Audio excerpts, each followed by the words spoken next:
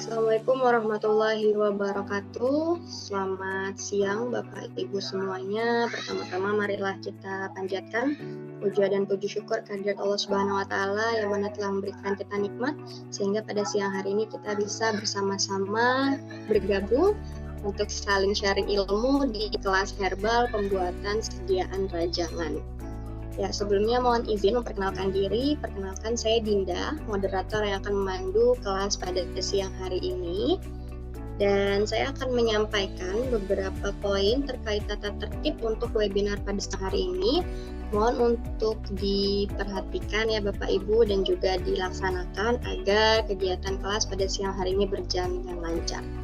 Yang mana yang pertama, mohon untuk Bapak Ibu jika berkenan bisa menyalakan kamera selama kelas berlangsung, mematikan mikrofon ketika tidak sedang digunakan, dilarang mencoret-coret tampilan PowerPoint pemateri, dan dalam sesi tanya jawab nanti peserta boleh bertanya secara langsung kepada pemateri ataupun menuliskan pertanyaannya di kolom chat.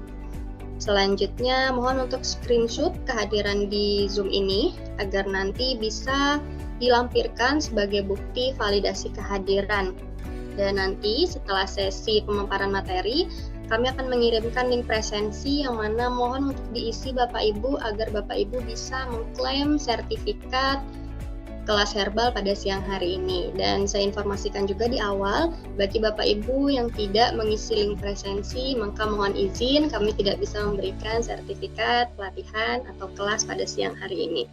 Dan yang terakhir, harap untuk tertib dan patuh akan peraturan yang telah dibuat demi kenyamanan selama kelas berlangsung.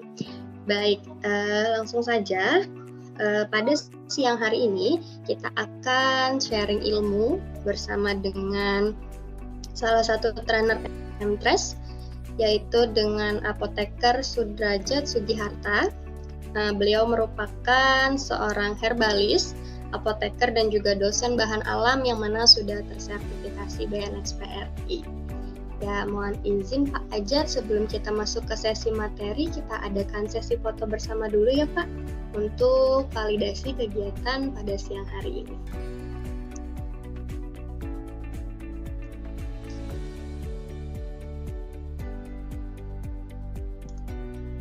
Suara saya kedengaran, Pak?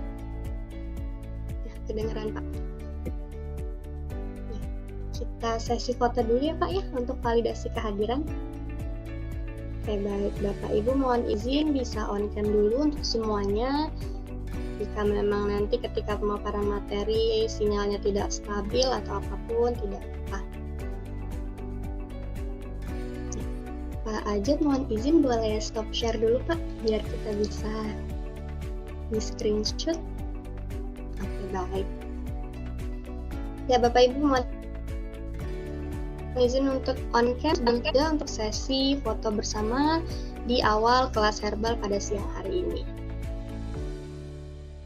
Oke, baik, di laptop saya ada 4 slide. Saya mulai dari sesi pertama. Bisa berikan senyum terbaiknya. Saya mulai untuk slide pertama. Oke, 1, 2, 3. Oke, lanjut ke slide kedua.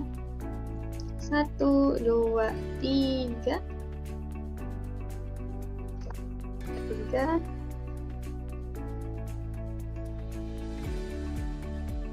Dan slide terakhir 1, 2, 3. Baik, terima kasih Bapak Ibu semuanya. Baik, langsung saja untuk sesi pemaparan materi kepada Pak Sudrajat.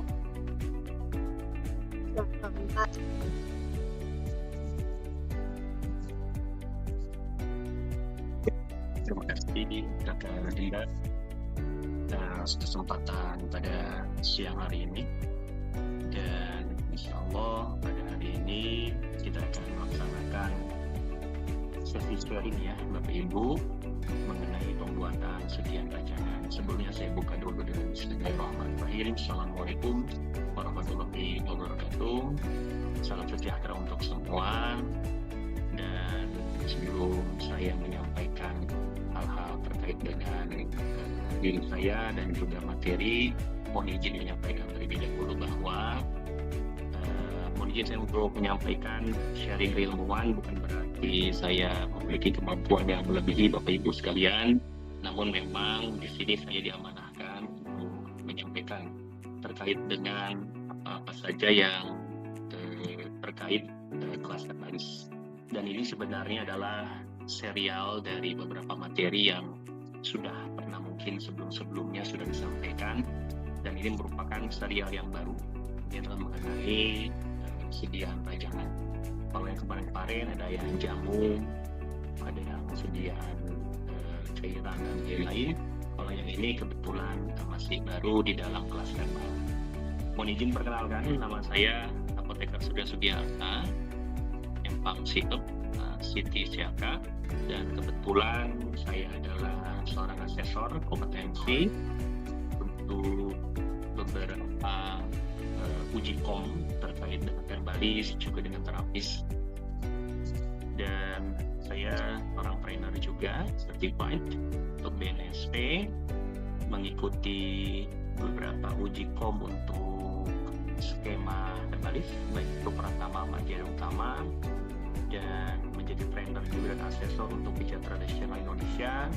Dan mungkin kalau sekarang itu sudah pada mulai digital begitu ya, jadi saya ikutan ke digital marketing.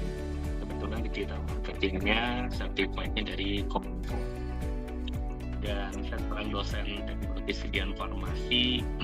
Sebenarnya teknologi sediaan farmasi saya ke arah ke tekno semi solid dan juga steril, namun memang keminatan saya yang nanti akan diangkat sampai kepada jabatan fungsional yang paling atas itu adalah terkait dengan teknologi sediaan, diantaranya sediaan herbal. Dan ini adalah nomor HP saya, WA.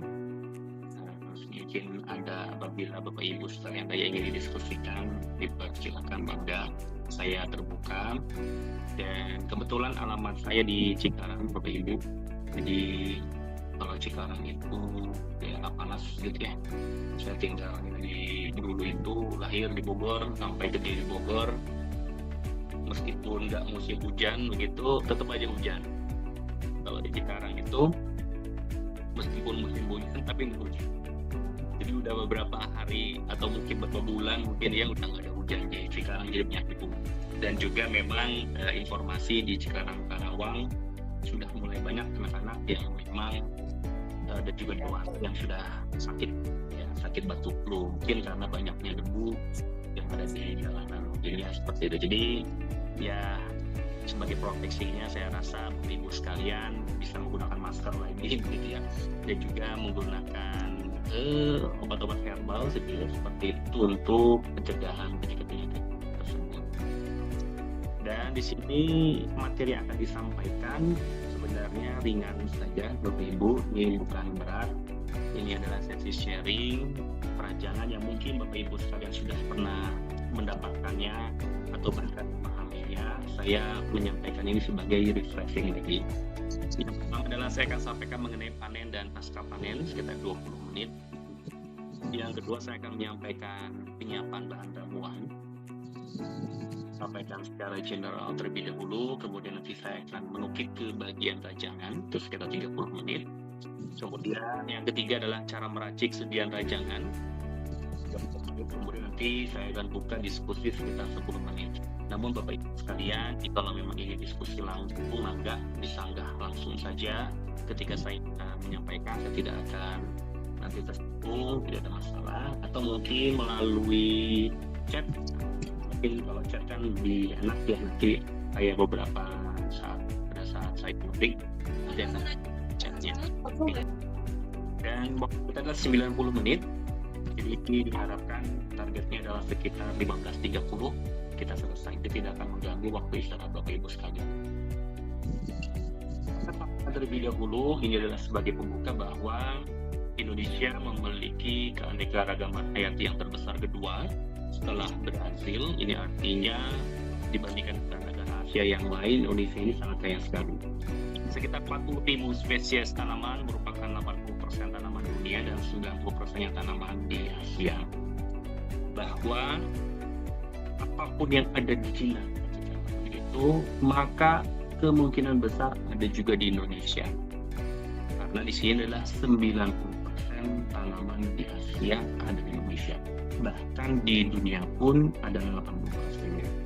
Maka dari ini bahwa Indonesia ini sangat kaya raya, apapun tanaman, katakan ada di Eropa, bisa saja tumbuh di Indonesia.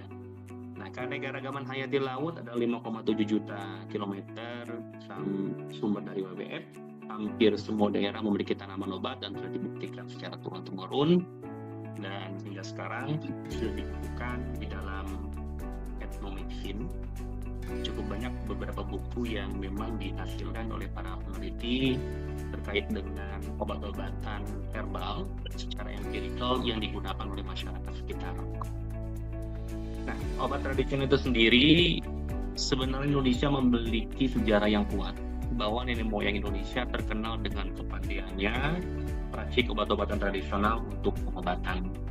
Sejarah-sejarah ini kalau di dunia begitu diawali dengan sejarah dari kuno atau prasejarah. Dan kalau di Indonesia sendiri sudah terikut di dalam Candi Borobudur dan juga kerajaan dari Kutai.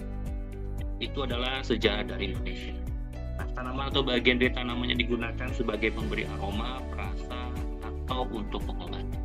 Dalam upaya kesehatan tadi, obat tradisional bisa digunakan untuk upaya preventif, untuk pencegahan. Jadi untuk mencegah timbulnya bibit penyakit, terutama kalau sekarang berarti sudah mau mulai nih mendung-mendung, artinya sudah mulai kita masuk ke musim penghujan, maka kita harus mencegah diri kita, daya tahan tubuh tidak turun, batuk flu, dan lain-lain. Nah, itu adalah upaya preventif. Nanti kita akan sedikit bahas mengenai contoh dari ramuan apa saja yang bisa digunakan untuk meningkatkan daya tahan tubuh. Nah, kemudian ada upaya promotif. Di sini adalah untuk meningkatkan derajat kesehatan dan juga untuk kuratif. Bahwa obat herbal Indonesia tidak hanya untuk mencegah, tidak hanya untuk yang sehat saja, tapi juga bisa untuk mengobati berbagai penyakit. Secara empirikal, banyak sekali yang digunakan untuk pengobatan berbagai macam penyakit, dan hingga sekarang berusaha para peneliti, para akademisi itu untuk mensaintifikasi dari data yang ditemukan di lapangan, itu disaintifikasi, kemudian nanti dipublikasikan. Hasil publikasi tadi kemudian dikompilasi ke dalam farmakope herbal, formularium, froti, ataupun buku-buku yang lain yang bisa saja oleh masyarakat digunakan untuk pengobatan diri dia sendiri. Nah, terdapat 19.871 tanaman obat yang digunakan sebagai ramuan obat tradisional.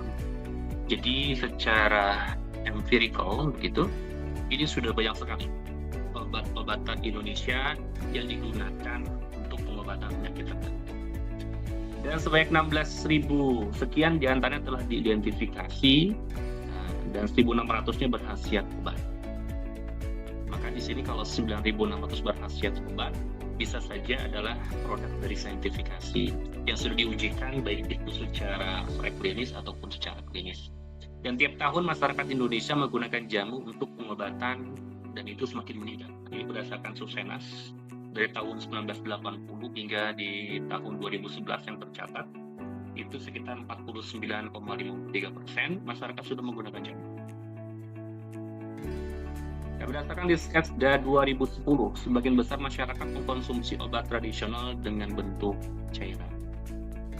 Artinya di sini bahwa obat herbal yang paling populer dikonsumsi oleh masyarakat adalah bentuk cair. Nanti apakah bentuknya nanti infusa atau dekokta ataupun rebusan berupa seduhan dan lain-lain, nah itu adalah bentuk dari cairan. Selain itu, sisanya 44,7% itu adalah bentuk serbuk, rajangan, kapsul, dan lain. Seperti yang Bapak Ibu ketahui, bahwa sediaan obat tradisional atau ramuan itu ada dari tanaman, ada dari hewan juga, kemudian mineral, dan juga sediaan keseharian. Di antara obat tradisional tadi, beberapa ratus ini sudah memiliki izin edar. sudah dikembangkan oleh industri, sudah memiliki izin edar. Di antaranya adalah jamu, obat herbal terstandar, dan juga fitofarmaka. Kalau jamu di sini keamanan dan khasiat dibuktikan secara empiris, ini lebih dari 12.000 sudah itu datanya. Kemudian untuk obat herbal terstandar, di antaranya adalah obat tolak angin, angin dan lain-lain, ini berjumlah sekitar 86. Dan kemudian fitofarmaka. Kalau fitofarmaka, seperti yang Bapak Ibu ketahui, ini merupakan grade yang paling tertinggi, di mana sudah diuji klinis. Itu berjumlah 26. Contohnya adalah Stimulo, kemudian ada Xgard, Ensigard, dan lain. Tadi ada obat tradisional yang memang memiliki izin edar. Nah, kemudian ada OT racikan sendiri. Nah, ini sebenarnya komoditas yang bisa dilakukan ya, atau sebagai core of business dari panti sehat. Nah, panti sehat itu sendiri bisa membuat obat tradisional racikan sendiri untuk memberikan pelayanan baterainya, pengobatan tradisional. Nah, OT racikan sendiri ini ada ramuan yang dibuat segar, ada ramuan simplicia kering atau rajangan, kemudian ada ramuan obat luar. Salah satu ramuan obat luar itu kompresan. Jadi kalau umpama ada panti sehat yang memang punya keterampilan untuk bone setting gitu ya, bone setting tidak untuk kesleo dan lain-lain, setelah diperbaiki, ototnya diperbaiki, tulangnya diperbaiki, kemudian dikompres. Nah, itu salah satu dari ramuan obat luar. Kemudian ramuan dalam bentuk sedia. Ini berarti tentu saja untuk sediaan katakanlah semi-solid cream, lotion, atau mungkin ada bisa digunakan bedak dingin. Ini banyak diteliti oleh para mahasiswa. Bedak dingin ini karena memang lagi in, pembuatannya tidak terlalu susah, pemakaiannya pun tidak terlalu sulit, sehingga masyarakat banyak menginginkan bedak dingin ini. Kemudian juga ramuan siap saji. Nah, untuk ramuan siap saji ini sudah banyak ya Bapak Ibu. Jadi ada suatu katakanlah kios tertentu yang memang membuat obat jamu kah gitu, herbal seperti itu, tapi dengan gaya-gaya tertentu. Katakanlah kayak coffee shop gitu ya, atau diolah dengan gaya bartender. Nah, ini adalah ramuan siap saji yang memang sudah diadaptasikan kekinian, biar nanti tidak hanya menyasar untuk obat jamu itu untuk orang yang sakit.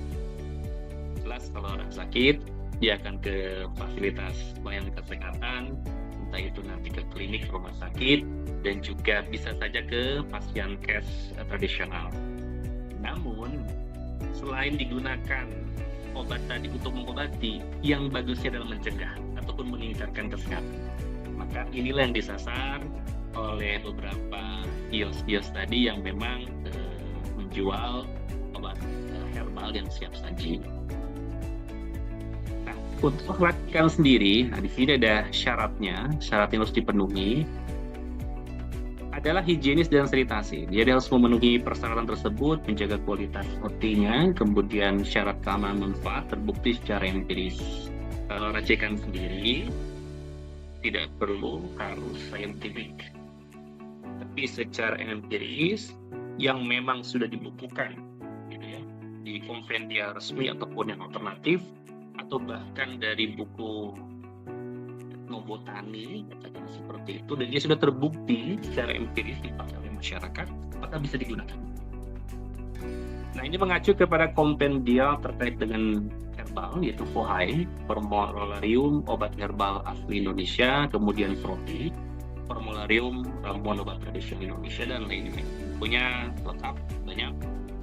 Dan kalau memang nanti tertarik Bapak Ibu sekalian untuk mengkaji terkait dengan obat herbal, boleh nanti mungkin bisa mengkontak Kakak Dinda mengenai Google Drive, kumpulan dari obat-obat herbal yang e-booknya. Kalau yang buku cetakan banyak pastinya, cuman memang karena biasa kita yang gratis begitu ya, nah itu e-book itu sangat terbatas. Bahkan mungkin kalau saya cari sendiri pun tidak akan ketemu. Nah, ada dari Aintrest sendiri, beliau ini mengumpulkan kemudian memberikan. Nah, untuk kemasan ada identitas pasien, cara pakai dan tidak mendapatkan kasir atau keterangan. Kemudian kita masuk ke bahan baku OT. Bisa seluruh bagian tumbuhan dapat digunakan. Itu daun, batang, ataupun akar dan lain-lain. Pilih bagian tanaman yang sempurna, mau itu bentuk, warna, ataupun umur tanaman, di mana kandungan metabolit sekunder sangat dipengaruhi oleh lokasi tumbuh. Nanti kita akan bahas sedikit lokasi untuk katakanlah memanen dari bahan baku obat tradisional tadi. Lokasi tumbuh, bentuknya segar atau kering, kemudian kadar air dan juga ukurannya. Dan untuk pembuatan ekstrak dipilih dalam bentuk serbuk karena permukaan yang kontak dengan pelarut lebih besar. Kita pada saat ini membahas rajangan. Namun kalau memang begitu ya, kita ingin membuat ekstrak, ya kalau buat ekstrak jangan dipilih bentuk rajangan, tapi bentuknya adalah dalam bentuk serbuk, di mana nanti semakin kecil bentuk tadi, maka luas permukaan akan semakin besar, maka yang kontak pun akan semakin besar. Sehingga nanti banyak katakanlah metabolit sekunder nanti akan tersaring. Saya hapus dulu.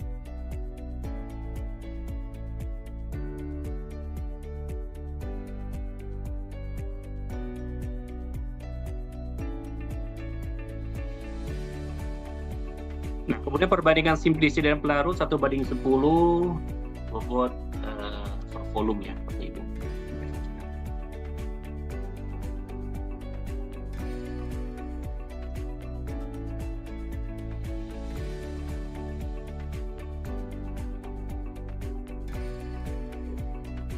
Dalam pemilihan bahan baku OT, sebagian besar berasal dari pemanenan tanaman liar. Biasanya kalau umpama bahan baku OT itu supaya ekonomis, maka ngambil dari tanaman liar.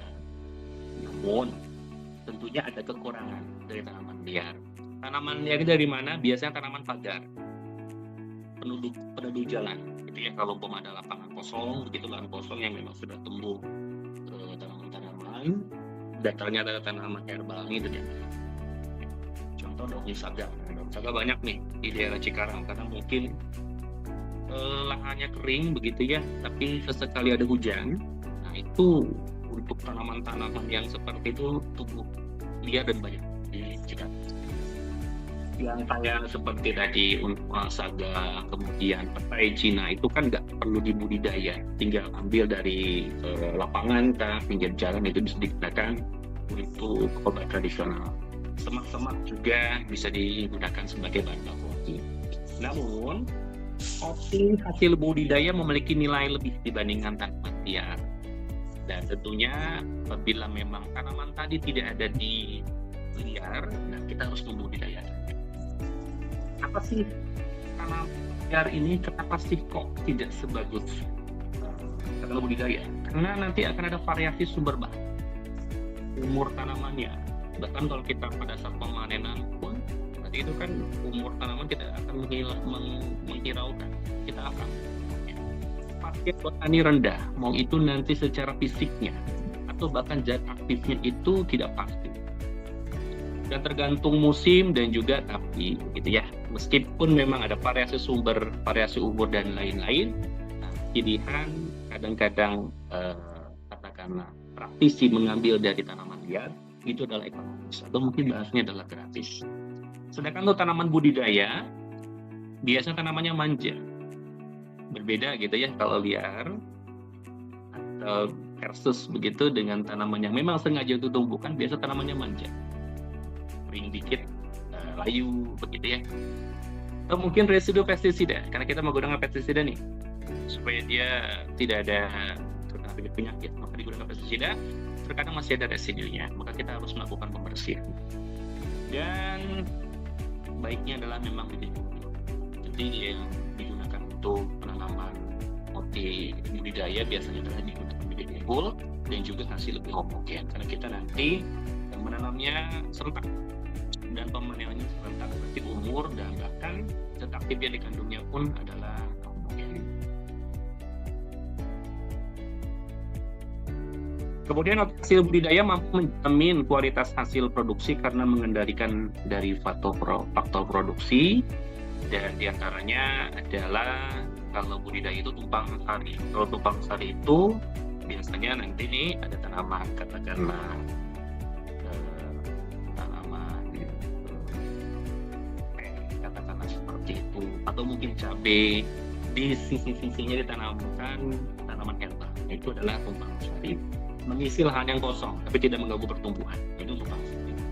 Atau memang kita punya lahan yang kosong yang bisa kita tamatkan atau enggak. Bapak Ibu sekalian mungkin yang berkecimpung sebagai dosen ataupun guru farmasi begitu, ada lahan kosong di sekolahnya atau di kampusnya, nah jadi digunakan nanti sebagai toga ya, tanaman obat keluarga. Atau juga perkebunan. Kalau perkebunan kan memang nanti lahannya harus dibebaskan dan tanaman tadi memang khusus. Oke, kita masuk waktu panen optimum. Biasanya ini adalah bagaimana sih pertimbangan di dalam pemanenan dari si obat tradisional tadi.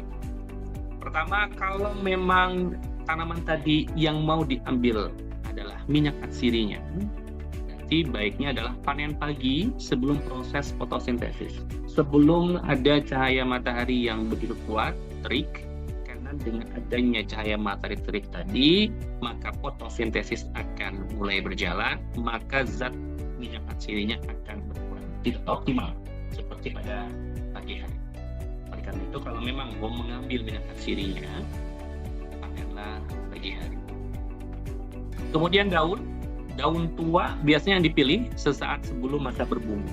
Namun ada beberapa obat tertentu yang memang yang diambil itu bukan daun tua, tapi daun yang muda. Beberapa obat tadi memang secara referensi, kalau memang diinginkan adalah daun yang muda, maka kita ambil daunnya. Untuk rimpang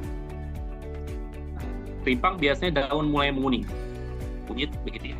Daunnya kan hijau, kemudian sudah cukup matang, dia mulai menguning, pada kali itulah rimpang kita bisa mulai dipanen. Dan untuk akar, tanaman yang sudah tua pada akhir masa vegetatif, untuk akar ini kan belum tentu tanaman tadi dicabut keseluruhan. Ya, kayak tanaman besar kayak gini, berarti kan kita ambil akarnya saja, bagian-bagian tertentu, tanpa membunuh dari si tanaman tersebut. Kemudian ke bunga telang, jadi di kampus saya banyak diteliti, antioksidannya tinggi, beberapa memang sekian sudah diteliti dan memang menghasilkan suatu sediaan yang stabil dan baik. Nah, ini mekar sempurna saat pagi dan cerah, jangan pada saat hujan. Kalau hujan itu berarti kan dia sudah terbasahi nih, maka alternatifnya bisa saja ambil pada saat proses hujan. Jadi lebih baik pada saat pagi, kemudian pada saat cerah, pada itulah kita ambil. Untuk biji, kelopak biji abu-abu kecoklatan sebelum terbuka, dan untuk batang atau kulit saat aktivitas kambium maksimal, sel parenkim belum diferensiasi, dan bagusnya adalah pada saat musim penghujan. Untuk buah, salah satunya adalah mengkudu yang memang secara empirikal dan sejauh sudah tahu dari dulu begitu ya, bahwa ini digunakan untuk diabetes. Cangkru ya kalau nggak salah. Kalau Indonesia namanya mengkudu. Ada beberapa daerah tertentu yang menggunakan nama seperti itu. Oke. Kita akan bahas mengenai secara keseluruhan. Pertama adalah herba. Herba ini berarti adalah bagian tanaman yang memang digunakan secara keseluruhan. Itu herba. Biasanya tanaman-tanaman ini kecil-kecil. Dipotong pada pangkal batang 2-10 cm, kemudian dibersihkan. Untuk batang atau kayu, batang dari cabang tanaman potong kurang lebih 50 cm. Kalau kulit batang dikelupas memanjang menggunakan alat bukan logam. Tapi tertentu, kalau tidak menggunakan logam yang memang sifatnya tidak inert, ini bisa bereaksi. Lebih baik kalau mau mengkelupas itu digunakan alat tapi bukan alat logam. Dan untuk daun tua sebelum menguning, ini dipetik manual saja. Untuk pucuk bunga pucuk ataupun bunga, pucuk daun yang masih muda dipetik manual, kemudian pada saat bunga yang telah mekar, jadi pada saat mekar-mekarnya, nah itu adalah waktu untuk panen yang baik. Sedangkan untuk akar atau rimpang dipotong 5-10 cm dari pangkal batang agar tanaman tidak mati, atau bisa juga kalau rimpang itu dicabut. Terkadang juga kan tanaman ya, rimpang-rimpangan, kunyit, jahe, dan lain-lain, dia cukup subur, rimpangnya cukup banyak, dan kita mengambil hanya rimpangnya saja, dan itu masih hidup, lebih baik seperti itu. Jadi tidak semuanya, kecuali kalau kita memang mau memanen semua. Tarik, cabut, kemudian ya, kalau akar, rimpang, kalau memang bisa diambil, kita panen, mau itu akarnya atau rimpangnya. Tapi bisa, kemungkinan untuk tetap hidup lebih baik ataupun seperti itu. Kemudian buah atau biji, buah dipilih yang masak, dipetik manual. Nah, biji yang dipilih yang tua, dikupas kulitnya, buahnya, kemudian dikeluarkan bijinya. Itu adalah teknik panen. Kita lihat contoh di sini beberapa teknik panen tanaman herbal tertentu. Pertama adalah daun sendok. Daun sendok tadi adalah herbal, dan ini banyak ya secara empirical ataupun secara saintifik digunakan untuk mengobati batuk. Dan batuk yang dimaksudkan adalah batuk yang produktif, menghasilkan dahak. Itu gunakan daun sendok. Ada teman yang memang pernah sakit begitu bronkitis, saya menggunakan pengobatan herbal. Salah satunya adalah daun sendok ditambah dengan jahe merah. Itu digunakan untuk bronkitis, juga untuk bisa mengobati batuk-batuk yang supaya nanti herbal. Panennya sepanjang tahun, dan ini dicabut, ini diambil semua karena kan herbal itu kan kecil, dan digunakan diambil dipanen menjelang tanaman berbunga. Itu si daun sendoknya itu biasanya ada bunganya, menjelang berbunga itu dia. Kemudian untuk temulawak masuk ke rimpang, panen bulan Juni, Juli, Agustus. Ini berarti pada saat kemarau. Kalau sudah September sudah mulai nih musim hujan. Maka panen yang baik untuk rimpangan adalah pada saat sebelum musim hujan. Dipanen umur 9 bulan, tanahnya digali. Kemudian daun janti Belanda, ini panen sepanjang tahun, baiknya saat kemarau dipanen secara manual. Kita gunakan daunnya diambil secara manual. Kemudian daun anting-anting ini sebenarnya tidak hanya secara empiris ataupun saintifik, saya pernah riset mengenai anting-anting, akarnya. Akarnya digunakan untuk menurunkan kadar asam urat. Jadi untuk mengobati secara empirik itu untuk gout, dan saya teliti ternyata betul dia mampu menurunkan kadar asam urat. Dan uniknya, ya, tanaman anting-anting ini kalau kita cabut nih, lapangan luas yang mungkin kalau perumahan itu 10 atau 50 meter gitu ya, anting-anting kita cabut, kita ambil akarnya, nanti beberapa menit akan dikelilingin oleh kucing. Menurut pembimbing saya pada saat itu kemungkinan ada feromonnya yang mampu menarik dari si kucing. Cuma memang belum saya sempat pikir lebih lanjut terkait dengan feromon tadi. Tapi kucing itu kalau sudah kena si akar anting-anting tadi, dia nanti langsung gesek-gesek ke akarnya, kemudian keluar air liur. Dan itu bukan satu, ngumpul, ada 10 dan lain, itu unik. Ya, karena mungkin di tanaman yang lain belum tahu ada yang seperti itu. Semenarik itu bagi si kucing. Panen sepanjang tahun dicabut dan diambil bagian akar dengan penting. Kemudian selanjutnya setelah panen, maka yang kita lakukan adalah pasca panen. Pertama adalah sortasi basah, memisahkan dari tanah, kerikil, rumput, dan lain-lain. Biasanya digunakan nyiru, jadi dinaik-naikin ya, untuk memisahkan katakanlah dari partikel-partikel tertentu, tanah, kerikil, mungkin ada keongnya dan lain-lain. Digunakan nyiru, itu akan semua terhempas. Dan dapat dilakukan bersama dengan cucian. Kalau memang bisa lakukan bareng-bareng dengan si pencucian. Tapi terkadang kan tanahnya itu banyak banget begitu ya. Ya lebih baik daripada dicuci nanti cepat kotornya, lebih baik kita diniruin dulu, atau mungkin kita geprek-geprek dulu ke dinding atau apa untuk melepaskan tangan cacing. Tapi kalau memang penarikan kita tanpa ada tanahnya, boleh langsung ke bagian pencucian. Ini dicuci dengan air mengalir, boleh air sumur atau air pump. Cuman air pump di daerah Bekasi saya kurang tahu karena mungkin ngambilnya dari Kalimalang gitu. Sedangkan Kalimalang itu banyak di industri, beda rasanya. Air pump di Cikarang itu beda, bikin gatal, baik ke kulit ataupun di minum. Makanya nggak pernah minum pakai air pump. Orang tua saya di Bogor biasa pakai air tanah, biasa kalau mau ngeteh ngopi pakai air tanah, kemudian dipanasin, biasa gitu. Pas datang ke rumah gitu, pakai air pump, kemudian dipanasin juga sampai bening, tapi pada gatal. Ini mungkin masalah dari kualitas air pump gitu ya. Tapi nggak apa-apa kalau kita untuk melakukan proses pencucian. Tapi jangan kita gunakan nanti pada saat proses perebusan. Nah, zat aktif yang sangat larut dengan air, maka secepat mungkin dicuci tanpa direndam. Jadi dicuci cepat, nggak usah direndam, kemudian proses perajangan. Nah, kalau perajangan ini mengubah bentuk dengan memotong, mengiris, dan menyerut, dan tujuannya sebenarnya adalah untuk memudahkan pengeringan. Kalau memang dalam bentuk yang utuh mudah, silakan. Tapi kalau umpama ternyata dia dalam bentuk utuh, dianya itu sulit untuk proses pengeringan kan, ataupun malah nanti kalau sudah kering susah untuk dipotong kan. Lebih baik pada saat sudah pencucian kemudian dirajang, terutama yang akar.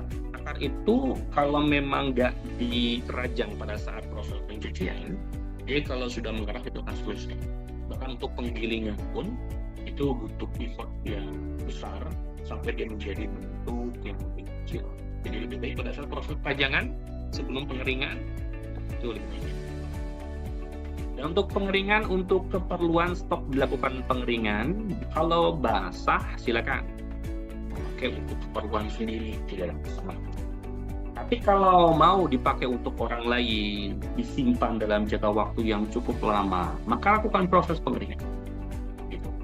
Mengurangi kadar air, menghentikan reaksi enzimatis dan pertumbuhan mikroorganisme. Selanjutnya adalah sortasi kering. Ini memisahkan bahan asing atau simplisi yang tidak kering seutuhnya. Ya, biasanya digunakan adalah secara manual. Kalau pada saat proses pengeringan, tiba-tiba nanti ada hewan yang masuk ke sana, ataupun ada kerikil begitu yang masuk, berarti proses sortasi kering ini tujuannya adalah untuk memisahkan bahan-bahan asing tadi. Jangan sampai nanti masuk pada saat pengepakan, bahayanya masuk pada saat proses nanti penyapu.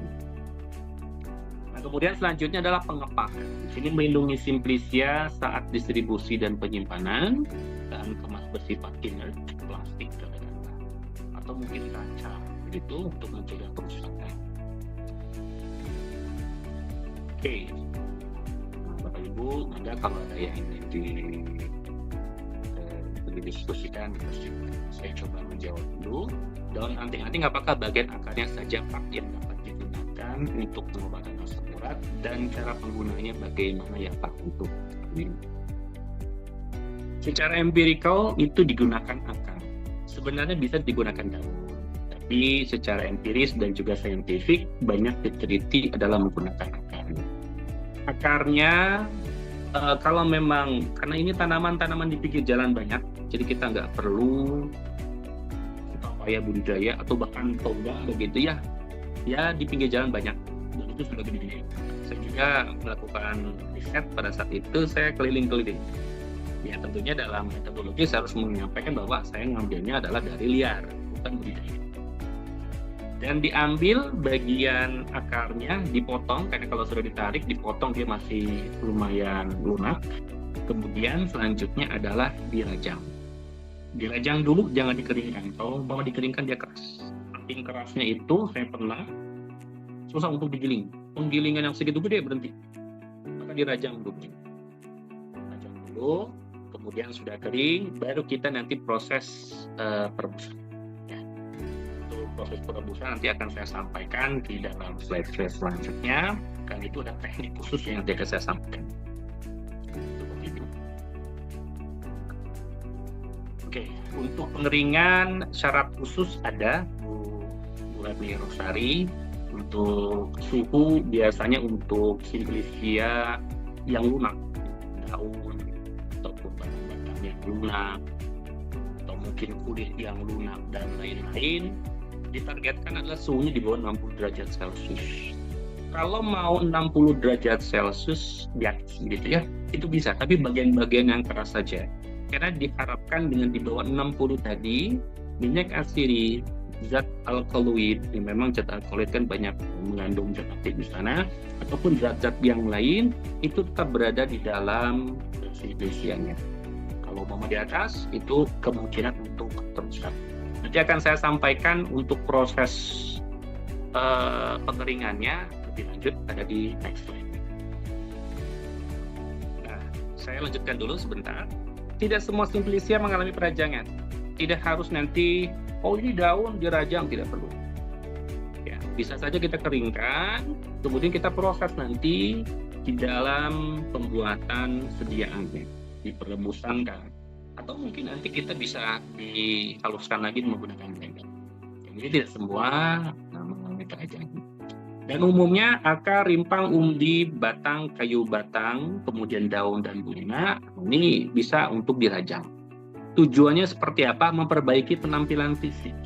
Terutama Bapak Ibu sekalian, untuk penampilan fisik ini sebagai ciri khas ya, ciri khas dari simplicia yang akan kita gunakan secara organoleptik.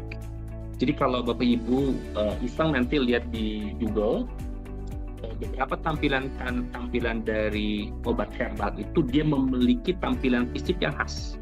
Tujuannya apa? Tidak hanya untuk estetik, begitu ya, tapi juga untuk mengenali dari komoditas tadi. Oh ini loh, rimpang gitu ya, kunyit, jahe, dari bentuknya kelihatan. Oh ini loh, katakanlah sambiloto, kelihatan. Nah, oleh karena itu kita mesti kalau Bapak Ibu sekalian mau katakanlah membuat roti baik untuk sendiri ataupun untuk dijual lagi ataupun nanti untuk praktik di panti sehat ataupun apotek, kita perlu membuat bentuk perajangan tertentu untuk mengenal komoditas kita. Ya, tidak seserius itu ya, tapi itu penting untuk mengenal rajangan kita. Keseragaman ukuran, ini untuk pemenuhan standar dan memudahkan proses pengeringan. Ini yang paling penting sebenarnya adalah untuk mempermudah proses pengeringan. Jangan sampai nanti batang yang besar-besar kita tidak rajang, proses pengeringannya malah nanti phase hardening. Dasar phase hardening ini bagian luarnya kering, bagian dalamnya masih basah. Nah kalau basah tadi, berarti kan kadar airnya tinggi. Nah ini akan ada kapal nanti pada proses penyimpanan. Ya, jadi lebih nanti dipatahkan, dipotong begitu dengan ukuran tertentu, kemudian nanti dikeringkan. Nah itu akan lebih bagus dibandingkan nanti hanya bentuk yang cukup besar pada proses perajangan. Dan untuk praktis dalam penyajian. Kenapa praktis dalam penyajian? Karena nanti akan saya sampaikan juga untuk penyajian obat herbal tertentu itu ada tekniknya. Teknik empirikal, jadi bukan ditimbang, bagus ditimbang, tapi nanti kita ada di satu genggam, satu ibu jari. Nah, itu adalah teknik untuk pembuatan jamu secara empirikal.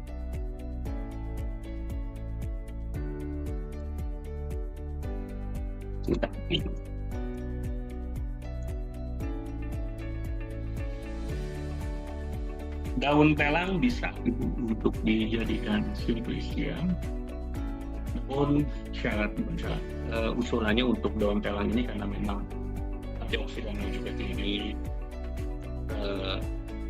dia itu proses pengeringannya lebih baik jangan menggunakan cahaya matahari langsung, tapi menggunakan tidak langsung.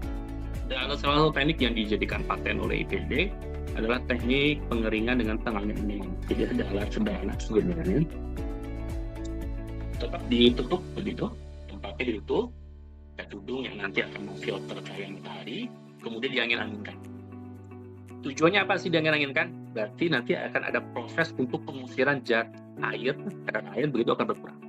Selain itu juga warna akan masih dipertahankan seperti warna alami.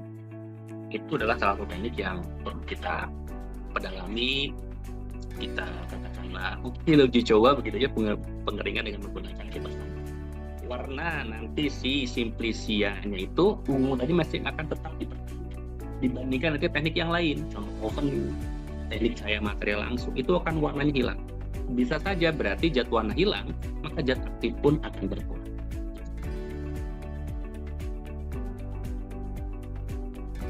Untuk pengeringan simplicia di bawah sinar matahari apakah bagus atau ada kriteria lain yang harus standar dengan suhu 60 derajat Celcius? Kalau suhu di bawah 60 derajat Celcius itu berarti terkontrol menggunakan oven atau mungkin menggunakan alat-alat yang lain. Namun kalau menggunakan cahaya matahari itu kan tidak melulu di bawah 60, maksud saya tidak mencapai katakan optimal 60, bisa saja suhunya mungkin hanya 35. Dengan suhu yang tidak terlalu tinggi ini, maka proses pengeringan pun akan bervariatif. Itu menjadi suatu kekurangan tersendiri dalam proses pengeringan menggunakan cahaya matahari. Oleh karena itu lebih baik begitu ya menggunakan katakanlah teknik yang lain, teknik buatan gitu bahasanya, tidak menggunakan cahaya matahari tapi gunakanlah oven. Nah, dengan tujuan adalah proses pengeringannya lebih singkat. Dan juga memang kalau sudah lebih singkat maka akan terukur. Oh, proses pengeringannya sudah kita gunakan 8 jam. Terukur. Kalau umpama menggunakan cahaya matahari sehari pun belum tentu dia kering. Bisa saja beberapa hari. Atau bahkan kalau lagi hujan berarti akan mundur lagi. Nah, itu adalah salah satu keuntungan dan kerugian menggunakan teknik pengeringan. Nah, ini yang ingin saya sampaikan. Ini sebenarnya saya dapatkan jurnal dari TCM, Journal of Chinese Medicine. Dari Indonesia saya belum mendapatkan. Ini adalah bentuk rajangan. Kalau Indonesia itu memperkenalkan dari besar. Saya ingin menyampaikan ini adalah bentuk rajangan berupa irisan, sutra, segmen, blok, kemudian serutan. Nah, untuk yang irisan, umumnya simplicia rimpang, umbi akar, dihindari irisan terlalu tipis, mencegah berkurangnya minyak asiri. Jadi ketebalannya kalau bisa adalah antara 2,5 mm. Jangan terlalu tebal, jangan terlalu tipis. Terlalu tebal, tadi nanti akan ada kadar air yang terperangkap dan kita perlu upaya yang besar untuk proses pengeringannya. Terlalu tipis, maka zat aktif tertentu itu akan mudah untuk terbang. Maka sesuai dengan referensi adalah 2,5 mm. Kalau rimpang umumnya diiris melintang. Jadi umum ada batang atau mungkin rimpang dipotong aja. Tapi untuk jahe dan kunyit tidak dipotong melintang, dia membujur. Ya, seperti ini nih. Nah, ini jahe ya. Nah, itu dia bukannya melintang, tapi dia membujur. Termasuk kunyit. Kemudian ada bentuk sutra. Umumnya simplicia daun, bunga, kuncup bunga, akar, dan kalau memang memiliki kandungan minyak asiri, nah ini salah satu pilihan yang baik adalah bentuk sutra, dipotong melintang panjang kurang lebih sekitar 4 mm atau bisa lebih. Kalau dari Depkes 4 mm, tapi kalau umpama dibikinnya panjangnya lebih itu tidak masalah. Kalau kita lihat gambar-gambar di sini, dia memiliki panjang yang memang cukup panjang, mungkin sekitar 1 cm atau mungkin lebih, tapi memang tanaman bahan ini biasanya adalah bahan tertentu yang lunak, itu daun, bunga, kuncup bunga, akar begitu. Karena daun sirih, akar alang-alang, ini akar wangi, kuncup lili, nah ini bisa digunakan untuk sutra. Jadi sutranya seperti ini. Dengan kita menggunakan bentuk seperti ini, jadi kita nggak bentuknya umpama serbuk gitu ya, atau bentuknya potongan iris-iris gitu. Dengan hal seperti ini kita akan melihat komoditas kita memiliki perbedaan, maka akan mempermudah kita untuk quality control pada saat pemberian kepada si klien kita. Oh, ini saya tahu nih tanaman ini ya gitu. Itu kan dari organoleptik itu akan lebih mudah. Kemudian bentuk segmen. Nah, ini umumnya simplicia batang, kayu kulit biji batang, cocok untuk potongan batang dan kayu. Batangnya biasanya batang-batang yang masih kecil gitu, utuh batangnya kita potong langsung. Ukuran 4 mm, contoh kulit kayu manis, batang pule, batang ciprukan dan lain-lain. bagusnya adalah bentuk segmen. Ini nggak terlalu katakanlah batang tapi tidak terlalu sekeras seperti bentuk batang yang lain. Nah, untuk blok ini adalah bagian tanaman yang keras. Contoh saya pernah nyoba begitu dulu bukan jahat sekarang, pasak bumi. Bapak saya itu orang Kalimantan. Orang Kalimantan pasak bumi kan banyak di sana ya. Dan bentuknya itu kan batang, ininya akar, tapi dia bentuknya panjang begitu ya, dipotong-potong. Dan itu keras. Saya belum punya pada saat itu, bapak saya menggunakannya dicampurkan langsung ke air, kemudian berubah warna, kemudian diminum. Saya nggak tahu itu obat apa pada saat itu. Namun, kalau bentuknya keras seperti itu, ya, batang, akar, lebih baik bentuknya adalah blok. Blok itu berarti ya kalau bahasanya persegi, begitu ya, dipatahin, kemudian dipatahin lagi. Itu adalah bentuk blok. Bagian tanaman yang keras, contoh jamur korea, pasak bumi, dan lain-lain bisa digunakan bentuk blok yang seperti itu.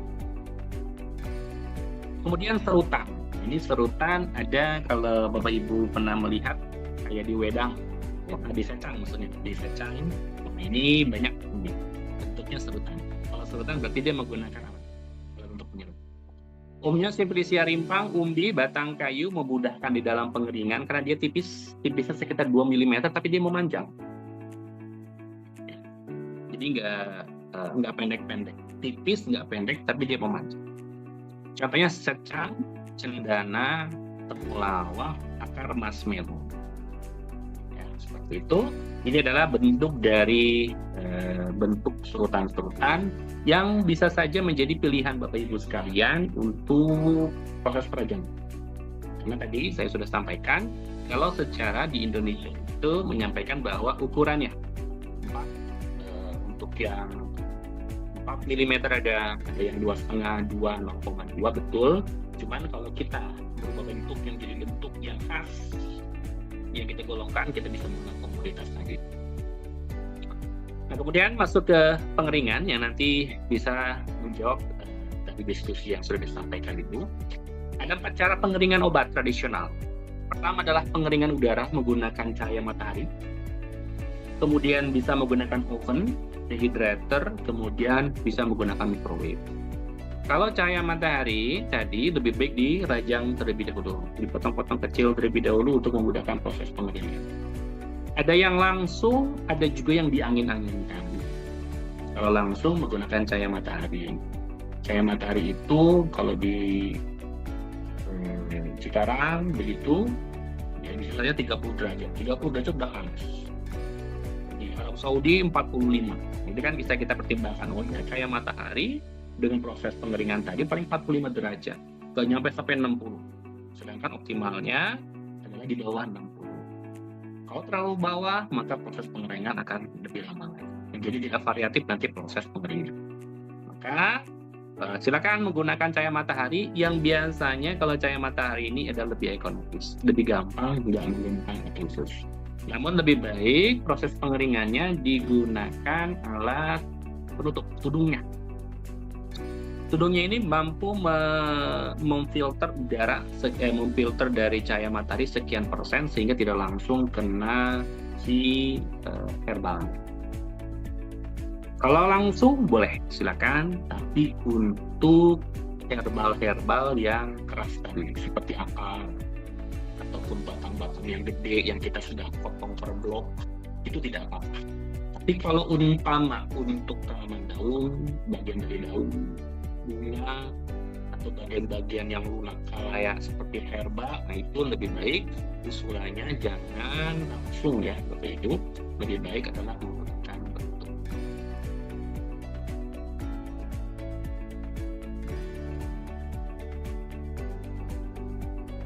Kemudian bertanya, saya Baharudin Yusuf dari Poltekkes Palangkaraya. Salam kenal Bapak, kalau untuk bentuk lunak lembut seperti lidah buaya, aloe vera, bagaimana preparasi rajangannya Pak? Misal secang dibuat dalam bentuk rajangan yang sutra, tidak menggunakan serutan, apakah ada pengaruh efektivitas potensi terapi? Untuk yang lidah buaya, Pak, ini kan lunak ya. Kalau lunak itu lebih baik berarti kita potong-potong tipis, begitu. Dan potong-potong tipisnya bisa saja bentuknya adalah bentuk irisan saja, tipis sekitar 2,5 mm. Ataupun dengan cara pengeringan tanpa dia tanpa dia dirajang. Jadi kita bagi dua saja. Ya. Nanti pada saat proses penyediaannya bisa kita tumbuk ataupun kita jadikan serbuk. Itu untuk mencegah katakanlah bagian-bagian tertentu dari zat aktif yang memang kalau kita menggunakan beberapa bentuk yang memang katakanlah terlalu besar ataupun terlalu tipis, itu bisa mempengaruhi zat aktif yang dikandungnya. Kemudian untuk secang. Kalau secang memang secara empirikal dan juga memang sudah terbiasa menggunakan serutan ya Bapak. Jadi menggunakan. Kalau dibikin sutra, karena secang ini adalah bentuknya besar, itu batangnya. Maka kalau sutra itu kan tadi sutra itu yang tipis-tipis, tipis-tipis. Ataupun kalau mau dibikin dipotong-potong dulu menjadi tipis. Jadi lebih baik adalah bentuknya adalah serutan. Dengan tipisnya serutan tadi sekitar 2 mm, diharapkan nanti proses kita pada saat berbusa ataupun infusa ataupun dekokta, zat aktif itu akan tersalip sempurna. Serutan bagusnya adalah seperti itu. Dia memiliki ketipisan tertentu yang nanti akan memudahkan di saat proses penyarian, proses infusa ataupun dekokta. Begitu. Kalau menjadi sutra bagaimana yang lebih katakanlah bentuknya seperti sutra, tadi kalau sutra itu biasanya untuk yang kuncup-kuncup ataupun kuncup katakan atau batang-batang yang kecil, nah itu bisa digunakan sutra. Untuk oven, nah kalau oven ini kan terkontrol suhunya di bawah 60 derajat Celcius, ini bagus. Dan oven yang bagus kan kalau Bapak Ibu sekalian sudah tahu, ada yang oven memang statis tanpa ada blower di bawahnya. Nah, yang bagus itu kan ada blower di bawah, jadi dia ada penyemburan udara panas dari bawah. Sehingga kalau disembur dari bawah, maka proses pengeringannya akan lebih sempurna. Jadi tidak hanya dianya proses pemanasannya dari dinding, dari mantelnya, tapi juga melalui penyemburan. Dan umumnya dikeringkan dalam waktu 8 jam. Tapi tentunya 8 jam ini merupakan generiknya. Bapak Ibu sekalian mungkin kalau sudah terbiasa, saya cukup 4 jam. Dilihat dari bentuknya pada saat katakanlah daun diremah sudah hancur, maka itu boleh menjadi suatu pertimbangan. Ya. 8 jam ini generik, tapi tergantung nanti dari hasil riset kecil-kecilan Bapak Ibu sekalian untuk membuat sediaan tadi. Nah, kemudian ada dehydrator. Atur suhu dari 35 hingga 45. Nah ini kan lebih safety ya, suhunya nggak mencapai 60. Dia ada dehydrator. Waktu pengeringan lebih cepat, 1-4 jam. Cara pengecekannya bagaimana? Paling sederhana, kalau sudah kering, pada saat digenggam, kemudian rapuh, maka itu sudah kering. Ya kalau umpama bicara tentang ramuan, berarti kan kita melakukan quality control-nya kan terbatas ya Bapak Ibu. Kalau memang OT-nya ternyata OT-nya adalah untuk sediaan jadi, itu berarti kan harus menggunakan alat-alat yang lebih integratif. Kadar air di jalan ini, kadar lemak katakan dari jalan.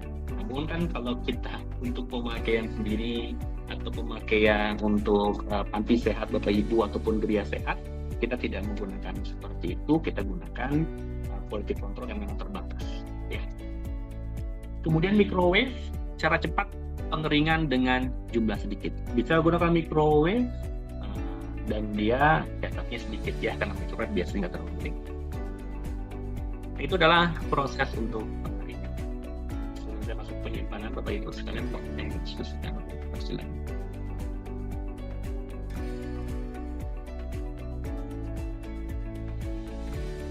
Baik, saya lanjutkan dulu.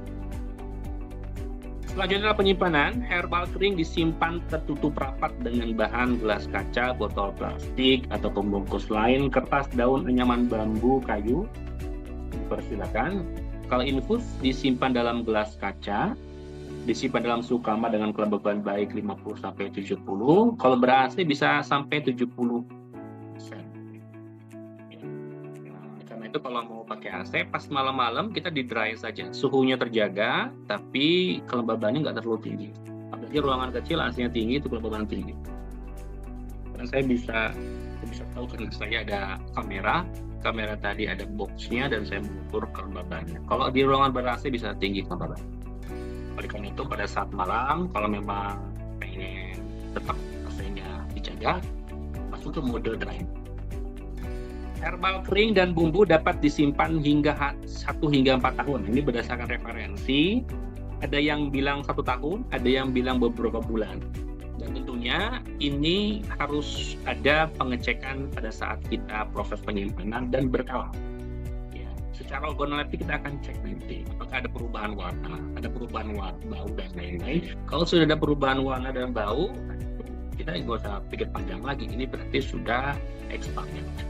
Kecuali kita memiliki suatu modal yang besar, Bapak Ibu sekalian punya climatic chamber yang bisa memprediksikan ekstrapolasi menjadi 2-4 tahun dari alat tersebut, dipersilakan. Tapi kan batasan kita, alat tersebut mahal, maka kita bisa menyimpan 1 tahun atau mungkin 4 tahun. Tapi kita lihat organoleptiknya secara berkala. Gitu.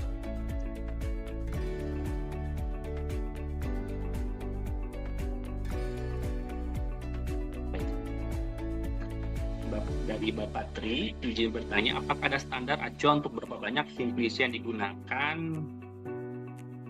untuk teh herbal jika dikombinasi dengan beberapa macam simplis?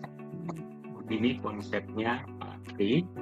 Nanti kalau Pak Tri tertarik dengan persiapan bahasan ini, ada pelatihan PhD, ya, ada juga sertifikasi. Nah, untuk pembuatan katakanlah resepan begitu ya, resepan dari ramuan herbal itu ada beberapa teknik. Ini kan saya sampaikan, cuman sekilas saja bahwa untuk pembuatan ramuan itu minimal ada 3. Ada obat utama, ada obat membantu penyerta, satu lagi adalah sebagai delivery system. 3 obat ini kita gabungkan. Di mana penggabungan ini jangan sampai kita menggabungkan obat-obat tadi memiliki aktivitas yang sama. Jangan. Karena kalau digabungkan aktivitas yang sama, tujuannya adalah menurunkan kadar hyperglikemi, justru jadi hipo. Itu ada tekniknya. Kemudian berapakah banyak simplis yang digunakan? Ini ada dasarnya. Secara empirikal kita punya acuan dari Froti, ada acuan dari buku formularium herbal, ada acuan dari Vademecum dan lain-lain. Jadi kita tidak capek-capek lagi melalui jurnal, tidak. Tapi kita melalui empiris yang sudah dibutuhkan dan juga disertifikasi. Begitu Pak Tri Yanwarto yang mungkin bisa disampaikan secara rintasnya. Oke, kemudian menggunakan klip obat. Ini adalah pengemasan plastik, kertas, atau botol kaca, diberikan etiket, identitas nama klien, nama herbal, aturan pakai, kemudian saran.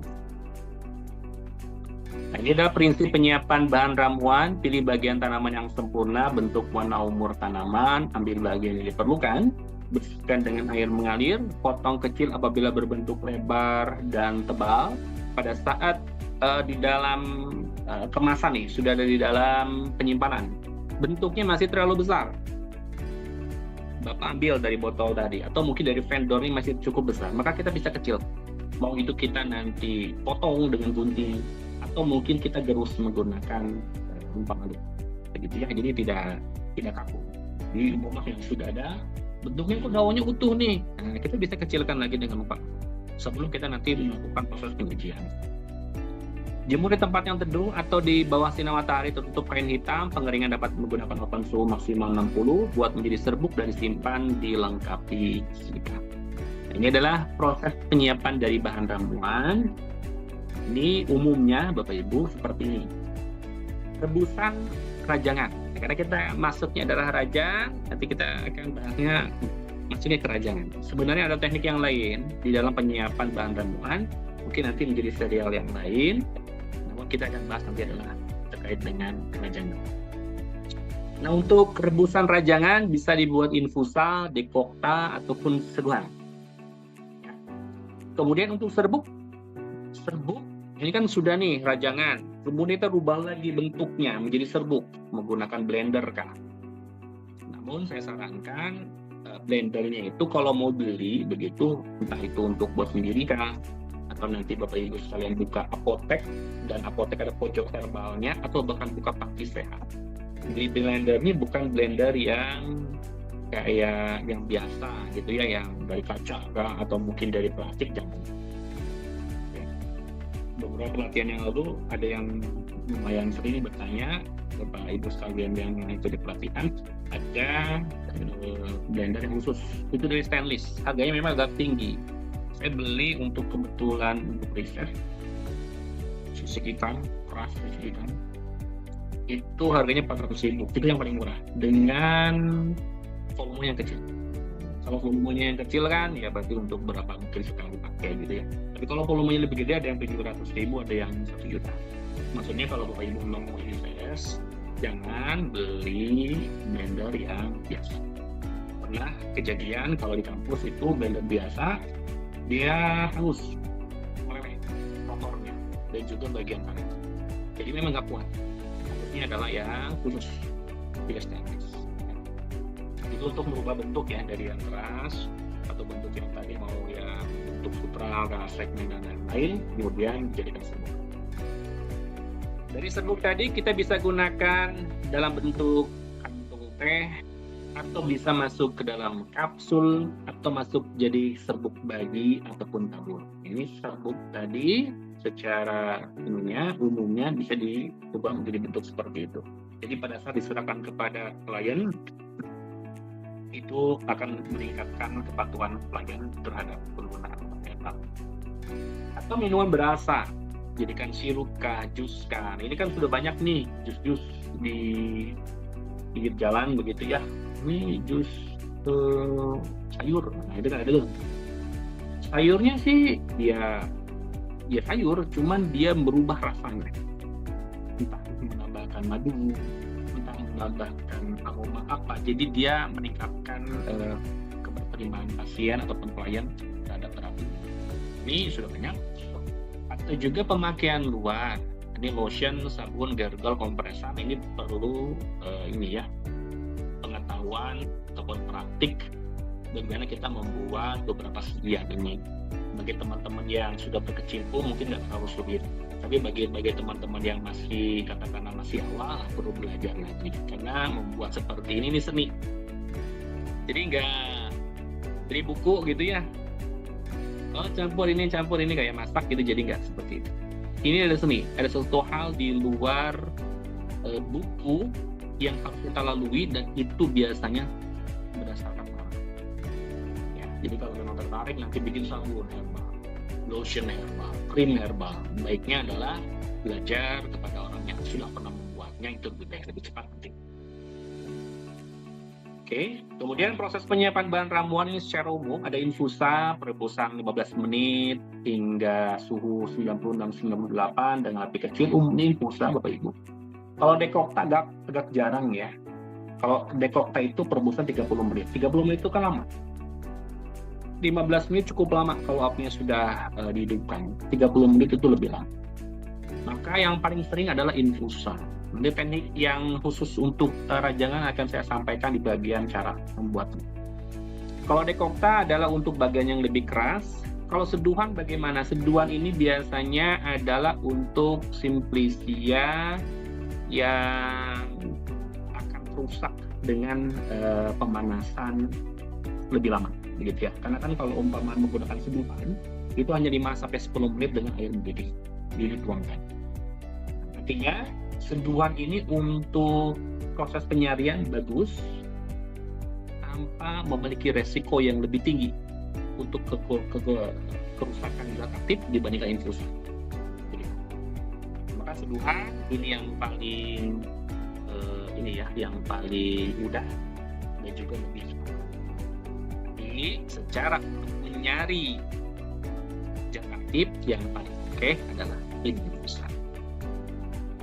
Maserasi direndam dengan pelarut 5 kali 24 jam sesekali diaduk. Karena ini ingin dikonsumsi maka gunakanlah air. Kalau menggunakan alkohol bisa? Tidak bisa. Alkohol bisa, metanol tidak boleh. Metanol kan toksik ya. Alkohol bisa, cuma nanti kita harus ada proses untuk pemekatan. Pemekatan menggunakan notafalvon. Itu memang investnya gede, notafalvon. Lebih baik menggunakan air 5 kali 24 jam sesekali diaduk. Oke. Nah, kemudian proses penyiapan ramuan, perebusan Simplisia alat merebus tidak boleh menggunakan logam kecuali stainless steel. Bapak Ibu sekalian di rumahnya kayak saya ada aluminium, ringan, murah, itu buat minum nggak apa-apa. Tapi kalau umpama untuk Simplisia jangan diminum. Panci kita aluminium jangan diminum. Gunakan yang stainless kan nggak terlalu mahal. Yang mahal itu kan titanium. Stainless tidak terlalu mahal, keramik porselen mahal. Tapi ini yang paling sering secara empirikal bagus gitu ya. Ya butuh saja mungkin ada suatu riset perbandingan antara stainless dan juga keramik. Ya, tapi kalau keramik itu ada nilai plusnya adalah secara empiris dari dulu digunakan keramik. Dan dia nanti di bagian keramik tadi ada tertempel kayak kerak-keraknya yang bisa saja kerak tadi menjadi nambah cepat rasanya. Kemudian bahan kaca ini inert dan juga bisa digunakan untuk perebusan Simplisia. Cuma kan nggak terlalu murah ya untuk yang kaca yang tahan panas. Kalau tahan panas ini kan biasanya lebih mahal. Oke, selanjutnya adalah ini sesi selanjutnya cara meracik sediaan rajang. Baik, sebelum kita masuk ke bagian cara meracik rajangan, dipersilakan mungkin ini sekarang dari yang didiskusikan.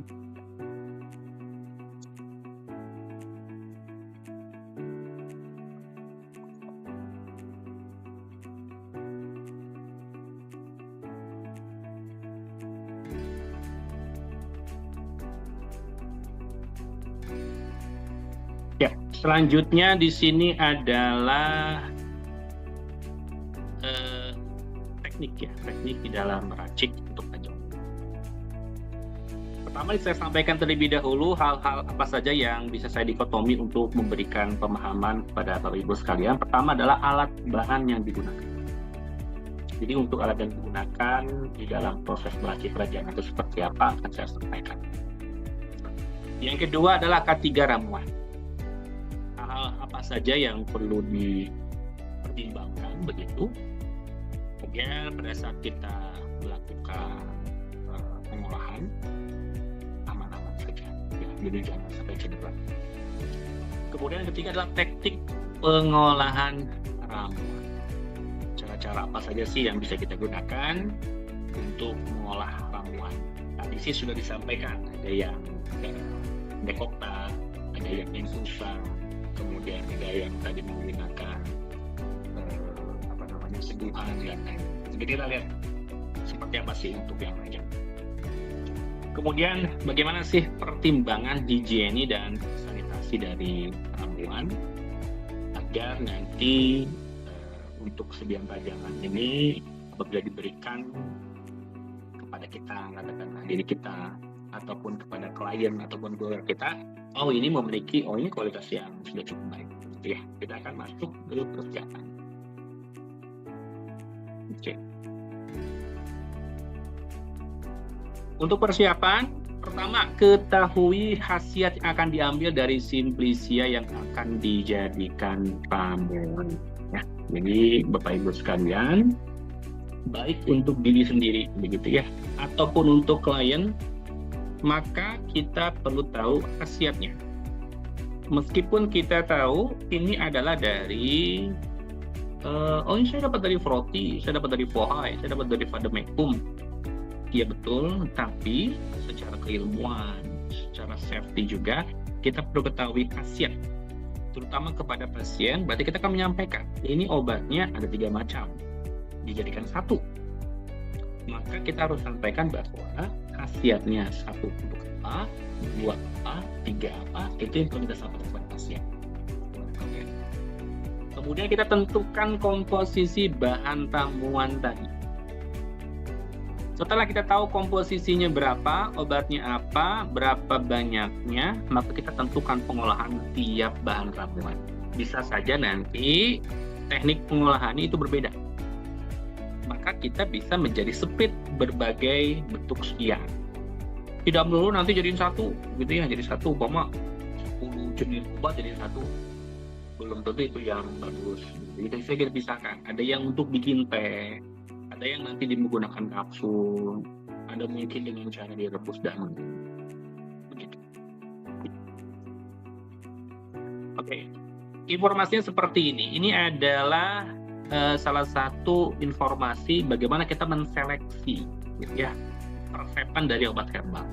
Obat herbal itu yang diresepkan kepada pasien itu minimal 3 yang diberikan. Jadi kalau umpama ada obat herbal diberikan cuma satu nih. Nah, itu secara katakanlah TCM, Teamwork Chinese Medicine, itu sangat jarang sekali. Ataupun secara pengobatan yang konvensional, katakanlah pengobatan maksudnya herbal di Indonesia, itu sangat jarang. Biasanya adalah disatuin menjadi satu sekian, entah 3, entah 5, atau bahkan 2. Kenapa 3? Kenapa lebih dari 3? Karena kita lihat ini adalah pengelompokan. Pertama ada obat utama, obat yang memiliki efek terapi terhadap etiologi dan gejala utama penyakit. Jadi pertama ada satu obat yang memang memiliki kemampuan paling oke untuk mengobati penyakit tadi, etiologi atau gejala utama. Itu pertama. Ya, contoh umpama di bagian ramuan yang pertama saya sampaikan, untuk daya tahan tubuh digunakan yang pertama adalah dari temulawak atau mungkin kunyit atau mungkin rimpang-rimpangan, itu yang utama. Terus kedua, obat yang kedua, obat pembantu. Ini obat membantu memperkuat efek terapi obat utama. Secara saintifik kita tahu nih, ini obat utama kerjanya A. Jangan kita memilih obat pembantu yang kerjanya mekanismenya A juga, jangan. Itu akan nanti akan menghasilkan efek yang berkali lipat, bahkan nanti akan bermasalah dengan pasien atau keluarga. Maka kita gunakan obat yang lain dengan mekanisme yang berbeda. Jadi di ramuan itu akan saya sampaikan berbedanya di mana. Maka kalau dia bekerja dengan jalur yang berbeda, diharapkan ini saling membantu. Oke, makanya ada utama dan pembantu. Sesudah itu ada obat penyerta. Obat penyerta untuk apa? Mengurangi atau menghilangkan toksisitas dan efek samping atau penolakan pasien karena pahit, katakanlah seperti itu. Ini pahit, ini bau, mungkin rasanya aneh. Nah, kita perlu ada obat penyerta. Ya. Yang paling penting adalah menghilangkan toksisitasnya dulu. Pada saat dikonsumsi kok malah muntah. Saat dikonsumsi kok malah pasiennya banyak kencing, katakanlah kayak gitu, maka kita perlu suatu obat penyerta. Kemudian yang keempat, obat pengarah. Oh, ini opsional, boleh ditambahkan, boleh tidak. Mengarahkan obat lainnya ke lokasi penyakit. Kalau di dalam obat konvensional ini dinamakan dengan drug delivery system. Ya, ada excipient tertentu yang digunakan untuk membantu mengarahkan obat ke bagian lokasi penyakit. Kalau di dalam Teamwork Chinese Medicine, berarti diarahkan kepada titik meridian tertentu. Obat pengarah. Dan juga mengharmoniskan sifat herbal. Bahasa harmonis ini, karena sifat herbal itu ada yang pedas, katakanlah kayak gitu, dingin, kemudian sifat-sifat yang lain, maka perlu ada harmonisasi. Bahasa Teamwork Chinese Medicine. Maka kita menambahkan obat-obat tertentu yang mampu mengharmoniskan sifat herbal tersebut. Seperti itu adalah untuk pemilihan dari obat herbal. Kita akan lanjut dulu. Informasi selanjutnya adalah takaran. Takaran yang bagus, yang kuantitatif, betul, menggunakan timbangan, betul. Tapi secara empirikal, begitu, dari dulu digunakan adalah secara katakanlah bahasanya uncountable gitu ya, nggak kuantitatif gitu. Cuman dari dulu digunakan. Dan kita bisa gunakan ini. Satuan takar dalam penggunaan ramuan obat tradisional, 1 genggam setara dengan 80 gram bahan segar. 1 genggam gitu ya. Kan genggaman orang berbeda, Pak. Laki-laki perempuan berbeda, betul. Kita makanya plus minus saja. 80 gram bahan segar. Toh tidak akan 2 kali lipat karena tangannya terlalu gede begitu ya. Kemudian bahan kering setara dengan 40-60% dari bahan segar. Bahan segarnya katakanlah dari informasi empirical ataupun dari buku adalah sekian, 100% atau 100 gram. Maka ternyata kita punya bahan keringnya, ini adalah 60 gram ya. Itu sebanding dengan 100% dari si bahan basahnya. Kemudian, sebanyak 1 ibu jari. Nah, ini biasanya untuk rimpang-rimpangan. 1 ibu jari ini adalah 8 cm atau 10 gram bahan segar. 1 cangkir setara dengan 100 ml. Kalau 1 gelas ini belimbing yang setara dengan 200 ml. Belimbing itu kalau dulu tuh saya sudah pernah merasakan begitu, gelas tuh ada yang belimbing gitu ya. Kalau mungkin zaman now agak sulit membayangkannya kayak gimana sih belimbing, maksudnya bentuknya. Kalau dulu kan saya memang zaman milenium yang pertama gitu ya. Kalau sekarang kan udah Gen Z, belimbing itu kan ada tuh. Kalau ngopi pakai gelas belimbing. Itu gelas belimbing. Itu sekitar 200 ml. Kalau sekarang mungkin agak jarang. Sebanyak 1 sendok makan setara dengan 15 ml dan 1 sendok teh setara dengan 5 ml. Itu takaran yang perlu kita aplikasikan Bapak Ibu. Tapi ternyata Bapak Ibu sekalian, oke, saya untuk menakar kepada keluarga saya atau mungkin kepada klien saya perlu kuantitatif, Pak, menggunakan timbangan bagus. Kalau yang ini biasanya adalah secara empiris digunakan dengan teknik yang sederhana untuk mengambil. Oke, ini adalah ramuan yang pertama, ramuan meningkatkan daya tahan tubuh. Ini bisa digunakan Bapak Ibu sekalian untuk keluarga dalam menghadapi musim penghujan di bulan ini. Ya, ini sudah mulai mendung-mendung nih. Kemarin udah nyari mendung. Beberapa kali memang satu kali entah beberapa menit hujan, kalau hujan. Tapi sudah tidak hujan lagi. Tapi nanti beberapa mungkin minggu kemudian akan ada hujan. Ini adalah meningkatkan daya tahan tubuh. Ini saya dapatkan dari buku dari Kemenkes. Jadi saya menginfokan kepada Bapak Ibu sekalian, ini bukan dari resep saya begitu, tapi dari Kemenkes. Itu yang bagus. Tapi Bapak Ibu sekalian pengen eksplorasi, saya pengen eksplorasi berdasarkan saintifik, berdasarkan dari informasi, silakan dikembangkan. Tapi tekniknya dipelajari dulu. Tadi yang saya bilang, ada minimal 3 dan 4 pemilihan obat-obatan. Kunyit 2 ibu jari. Tadi 1 ibu jari sekitar berapa? 8 ya. 8 cm atau 10 gram bahan segar. Menirang 1/4 genggam. Kalau 1 genggamnya 80 gram, kan? 80 gram. Maka 1/4-nya ya hitung sendiri ya, Bapak Ibu. Berarti sekitar ya genggaman kita gitu dibikin 1/4-nya. Sejumput. Kemudian pegagan setengah genggam. Kalau kita ambil 1 genggam terasa penuh, nah ini setengahnya. Kemudian air 3 gelas. 3 gelas di sini maksudnya adalah gelas beling ya, 200 ml, bukan cangkir. Kalau cangkir tadi 100. Madu secukupnya. Oke, kita akan bahas. Pertama adalah kunyit. Kunyit tadi bentuknya adalah irisan yang membujur. Jadi jangan sampai kita membuat yang melintang. Bagusan yang membujur ya Bapak Ibu. Ketebalan 2,5. Nggak perlu juga kita mengukur langsung menggunakan penggaris, tapi nanti kita lama-kelamaan kalau sudah membuat sering, kita akan bisa merasakannya. Kunyit ini di dalam, ini saintifik ya, di dalam pengobatan, di dalam meningkatkan daya tahan tubuh, maka kurkumin memiliki aktivasi sel T, limfosit T. kekuatan ini yang menjadikan si kunyit menjadi bahan utama. Ini yang paling utama. Apakah cukup menggunakan kunyit? Bisa saja cukup, tapi lebih baik ditambah.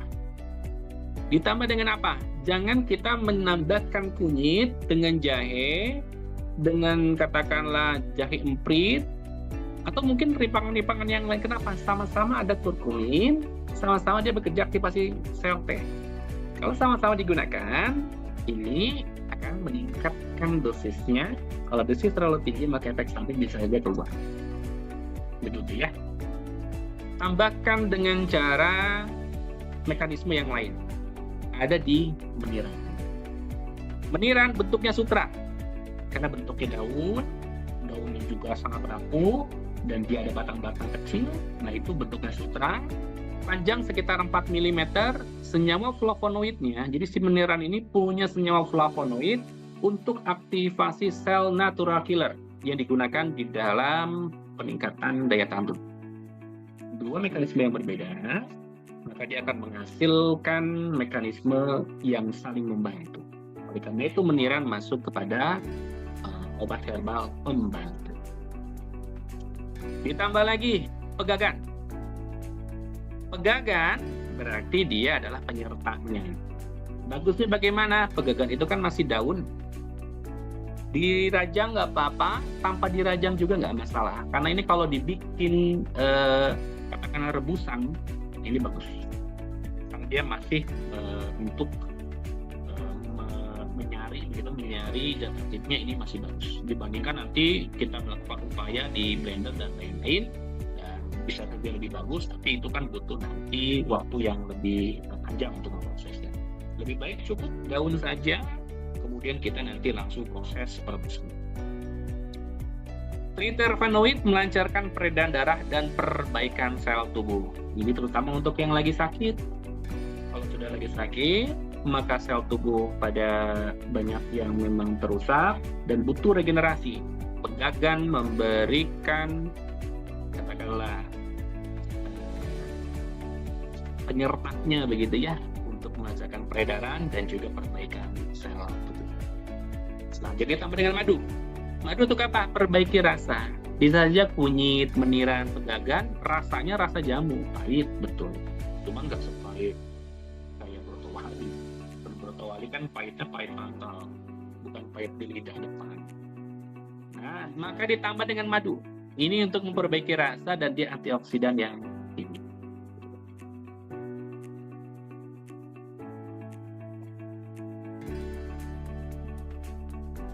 Baik, sebentar dari Ibu Mutiara. Di sini bertanya, Pak, di keluarga saya ada yang punya penyakit diabetes. Terus dapat ramuan dari salah satu atra berupa buah mengandung segar, terus ada silpecia daun, batang, dan juga bayam berupa serbuk. Jadi ramuannya terdiri dari 4 silpecia. Itu dijadikan infusa rebusan sekaligus untuk diminum beberapa kali. Apakah ramuan tersebut dapat dikatakan aman, Pak, atau dapat dikurangkan? Baik. Namun Ibu belum menyampaikan mungkin silpecianya apa Ibu ya. Namun kan begini, tadi sesuai dengan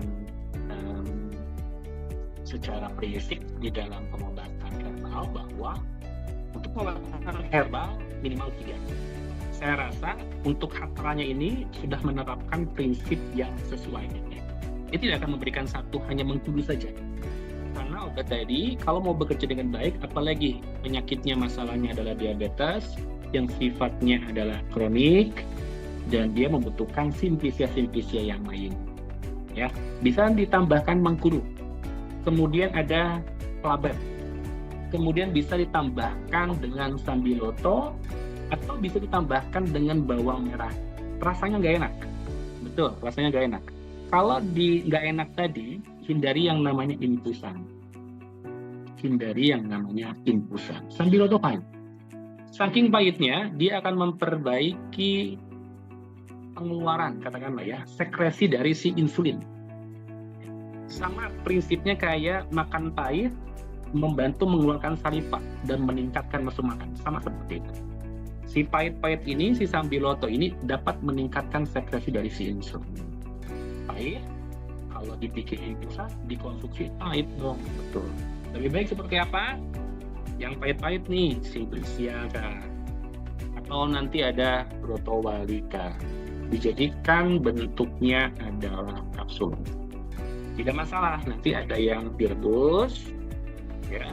Kemudian ada yang nanti digunakan kapsul. Itu tidak masalah. Dibandingkan nanti dijadikan satu, rasanya menjadi aneh.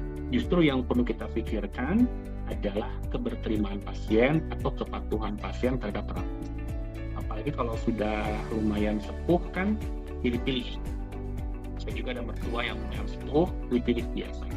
Lebih baik kita tidak hanya mempertimbangkan bagaimanakah obatnya, tapi bagaimanakah pasien untuk patuh terhadap terapi. Begitu Ibu Mutiara. Model selanjutnya, Pak, kebetulan saya di rumah tanam daun mint dan bunga telang, itu sering sekali terbuang karena kebanyakan. Berarti agar tanaman ini lebih awet bisa dibuat Simplicia ya Pak. Sebab kalau daun-daun bisa dipakai cahaya matahari, namun diberi tutup. Jika saya mengangkat di dalam rumah dan menggunakan bantuan angin-angin, apa itu bisa Pak? Atau malah membuat perkembangan mikroba atau jadi lembab gitu ya Pak? Saya pernah juga menanam mint ya. Jadi itu gampang, tinggal dipotong seluruhnya itu batang-batangnya, kemudian dicancetin di tanah yang basah, dia akan melebar. Betul Bu, sekarang banyak dibuang tanah nggak bagus gitu ya. Ini jenis mint, maka dia punya zat terbang. Kalau zat terbang, hindari dengan cahaya matahari langsung. Karena kalau sudah terkena cahaya matahari langsung, dia terbang. Panennya pada saat pagi, belum ada proses fotosintesis. Yang bagus maka diberikan dulu pada saat pagi nih, diambil, disortasi, kemudian menggunakan penutup. Ya, dengan upaya lebih bagus lagi adalah dengan diangin-anginkan menggunakan kipas. Tadi yang pernah saya sampaikan, kalau menggunakan kipas, proses untuk menghilangkan dari si zat kadar airnya akan lebih cepat. Begitu, Bu. Kalau daun telang bagaimana? Daun telang juga bagus. Dan kalau memang mau mempertahankan warna dan memang zat aktif yang lebih bagus, jadi harus digunakan proses pengeringan tidak langsung. Jadi tidak langsung menggunakan penutup. Begitu. Untuk mencegah perkembangan mikroba harus yakin bahwa itu sudah kering. Kalau masih ada basah-basahnya, itu menjadi sumber pertumbuhan mikroba. Baik, jadi sudah ditegur oleh ini 3 menit, saya akan lanjutkan sedikit. Alat yang digunakan adalah teko keramik, kemudian kompor. Untuk ketiganya, perhatikan arus listrik di sekitar, perhatikan penggunaan alat khusus seperti menggunakan lubang alung atau mungkin menggunakan cutter katakanlah, atau mungkin pisau. Itu adalah alat-alat yang harus diperhatikan untuk mencegah kecelakaan dalam proses pengolahan. Hindari api yang terlalu besar, karena untuk proses menggunakan infus itu menggunakan api yang kecil, bukan yang besar. Kalau terlalu besar itu akan mempercepat proses nanti degeneratif dari senjata aktifnya. Penggunaan APD yang sesuai. Nah, untuk teknik pengolahan rajangan ada infusa, dekokta, seduhan, dan dicampur dalam masakan. Jadi untuk katakanlah obat-obat herbal tertentu yang memang bentuk rempah-rempah gitu ya, kita jangan memaksakan diri juga untuk dijadikan rebusan diminum. Itu boleh kok dicampur dengan masakan. Katakan seperti untuk pengobatan GM begitu, menggunakan bawang merah. Maka kita membuat masakan dengan memperbanyak bawang merah ini, itu akan sangat bagus. Atau bawang putih digunakan untuk antihipertensi. Ada seledri, ada bawang putih, dan sudah dijadikan pitofarmaka. Bagus kalau kita mengkonsumsi pitofarmaka. Tapi yang kita bikinnya belum tentu harus pakai rebusan. Tapi boleh juga menggunakan dicampur dengan rebusan. Gitu. Nah, untuk teknik pengolahan rajangan, untuk yang ramuan tadi, semua bahan diambil sesuai komposisi, dimasukkan dalam teko. Tekonya boleh keramik, tambahkan air sebanyak 3 gelas. Kemudian hidupkan kompor dengan api kecil, Sesudah mencapai 96-98, secara kuantitatif ini dia mulai ngegolak tapi bukan mendidih. Dia ngegolak. Nah, itu adalah 96 sampai 98. Kita nggak menggunakan termometer nih. Maka kita akan melihat dia mulai ada keluar lumbung, itu adalah sekitar 96 sampai 98. Sudah keluar tadi, maka dihitung 15 menit. Itu yang namanya infusa. Kalau 15 menit infusa, 30 menit itu namanya dekokta. Bedanya hanya di menit saja. Diserkai selagi panas dengan kain flanel, ditembakkan air panas melalui ampas hingga volumenya diinginkan, sajikan dalam gelas, ditambah madu, diminum 2 kali sehari. Nah, ini untuk meningkatkan daya tahan tubuh. Bagaimana dengan higienis sanitasi ramuan herbal? Bisa menggunakan sarung tangan pada proses serkai tadi, diserkai. Kemudian cuci tangan dulu. Tidak perlu juga kita menggunakan hand scrub, jadi cuci tangan yang bersih untuk proses pemotongan atau mungkin proses yang lain, atau mungkin kita bisa menggunakan pengadukan, tapi jangan pakai tangan juga, menggunakan sarung tangan, itu bisa.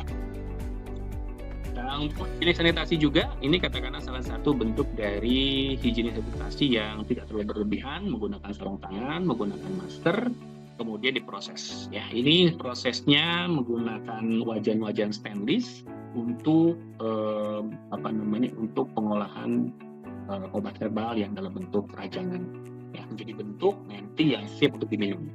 Oke, seperti itu. Kemudian di sini ada wedang secang tadi ya, bentuk serutan. Ini adalah wedang secang dan ini sudah banyak. Dan waktu saya ada kegiatan asesor di Cilacap, di Purwokerto, nah, saya kemudian ke tempat warteg, restoran gitu. Di situ ada diberikan minuman dan salah satunya ada secang. Nah, secangnya ada jahenya, ada katakanlah obat-obat yang lain lah, lengkap ya. Tapi yang paling memang kelihatan adalah secang. Itu masuk wedang. Cuma dia rame banget. Bisa saja kalau saya lihat itu ada 5 jenis herbal yang dimasukkan di dalam si minum tadi. Rasanya enak. Ini artinya apa? Minum untuk kesehatan tapi enak. Nah, itu bisa digunakan kalau sudah enak tadi, bisa kita gunakan terus-menerus selama hidup kita dalam upaya untuk mencegah dan juga untuk meningkatkan kesehatan. Jangan nunggu sakit dulu. Ya, ini adalah wedang secang, dirajang ukuran 2,5 ditimbang 7 gram, ditambahkan 200 ml air mendidih, tutup, kemudian didiamkan 5-10 menit, saling selagi panas dan siap disajikan. Kemudian di sini adalah ramuan asam urat. Kalau ini lebih lengkap lagi, ada herba tempuyung, kayu secang, daun kapel, rimpang temulawak, rimpang kunyit, dan meniran. Di antara obat ini harus mempertimbangkan pertama adalah kemampuan untuk menurunkan asam urat. Kedua adalah untuk sebagai anti radang. Anti radang ada di rimpang temulawak dan kunyit. Kemudian juga untuk meningkatkan pengeluaran asam uratnya bisa digunakan adalah kayu secang ataupun daun kapel. Ya, untuk pembuatan ramuan asam urat jangan satu, karena dia harus bekerja bersama-sama dengan berbagai proses sehingga nanti untuk meningkatkan aktivitas. Begitu Bapak Ibu, dan mungkin di sini adalah cara proses untuk pembuatan jamu saintifik antihiperuricemia. Dan di sini terakhir mungkin mohon izin Kak Dinda, saya ingin menjawab di sini. Izin bertanya Pak, saya Siti dari Kabupaten Bandung Barat. Salam kenal Bu. Untuk ramuan yang pertama, apakah aman untuk semua penyakit atau ada penyakit tertentu yang dilarang mengkonsumsi ramuan ini? Pertama tadi ada kunyit, kemudian tadi ada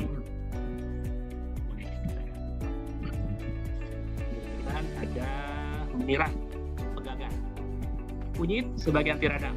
Bahasa anti radang ini berarti dia memiliki kemampuan untuk mengobati berbagai macam penyakit. Meniran dia memiliki suatu indeks fraksi yang luas. Saya ada bilang saintifik, meniran itu cukup banyak untuk menyebabkan terjadinya efek samping. Pegangan ini aman juga.